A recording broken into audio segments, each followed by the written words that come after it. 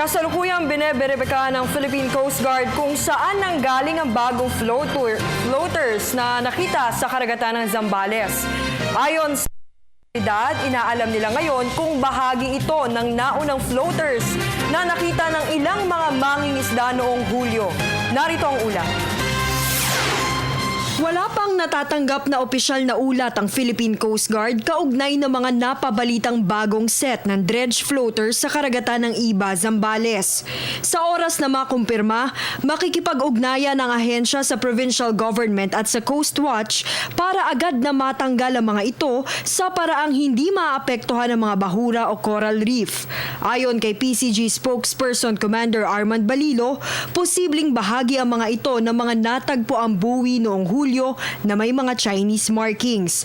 Pero sa kabila nun, hindi pa rin masabi ng ahensya na sa China nga mula ang mga ito.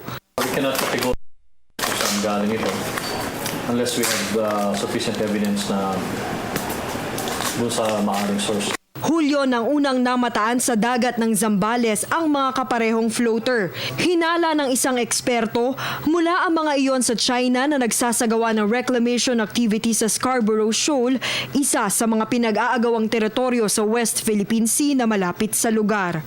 Para sa Telebisyon ng Bayan, Ria Fernandez.